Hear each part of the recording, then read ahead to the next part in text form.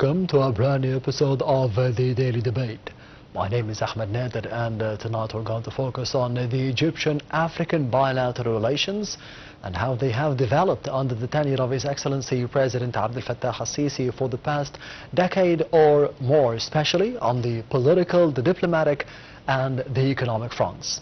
First of all, we'll be starting straight away with the main top stories for the day, as the Rafah border crossing between the Palestinian territory of the Gaza Strip and Egypt reopened on Monday for the passengers in both directions, only for the first time in almost a year. A first group of Palestinians returned to the Strip on Monday after receiving medical treatment in Egypt and elsewhere from the injuries sustained during the Israeli war of genocide in the enclave. The returnees mainly comprised women, children and the elderly people. The return was facilitated by the Egyptian Red Crescent teams, who have been providing logistical assistance and psychological support for the Palestinians at the crossing. Meanwhile, the Egyptian ambulance service prepared for the reception of a group of critically injured Palestinians ahead of admitting them to the Egyptian hospitals. Due to the Israeli restrictions, only a trickle of almost 20,000 of wounded and sick Palestinians will be allowed each day out. Egyptian reporters said that about 50 wounded people are expected to enter Egypt each day.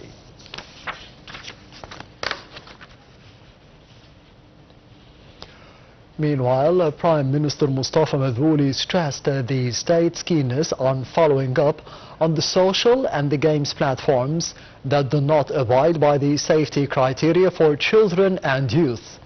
This came in a meeting that the Prime Minister had held to discuss the measures to protect our children. Madbouli pointed to what President Abdel Fattah al-Sisi had raised recently regarding the necessity of studying to put legislations to protect children and youth and restricting the harmful digital content on the social platforms. In the same context, the Premier said that the steps taken by the House of Representatives are part of the state's policy to draft a comprehensive bill that organizes and puts more regulations for kids while using social media and games. We will be heading to the report of the Daily Debate for tonight, focusing on the Egyptian-African relations and the legislations and the strategies being sustained by Egypt to be developing the integration on the economic and the investment fronts between Egypt and the continent. We'll be having more details in the upcoming report. Stay tuned. Egypt is developing sustainable strategies for the investment and trade integration with the African nations. Minister of Foreign Affairs, Immigration and the Egyptian expatriates, Badr Abdulati, emphasized the depth of Egypt's historic ties with the African countries and the shared interest that binds them. The ministry is reviewing priorities for the stronger engagement across the African continent, as it remains a core pillar of the Egyptian foreign policy.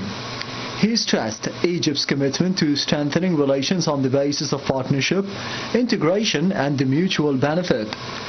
That framing anchors Egypt's approach as a long-term engagement partner, connects the political coordination with the development cooperation and the economic opportunity. Abdulati stressed the importance of the economic expansion, cooperation with the African nations, with an emphasis on the trade, investment and the development projects. Boosting intra-African trade is achieved through expanding trade exchange and the investment flows, implementing logistical and development corridor projects, advancing electricity and renewable energy projects.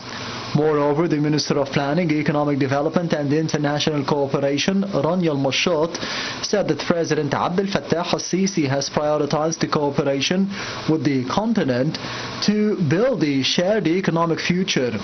She described the joint African action as the only viable path to resolving conflicts and establishing a development model based on the exchange of expertise.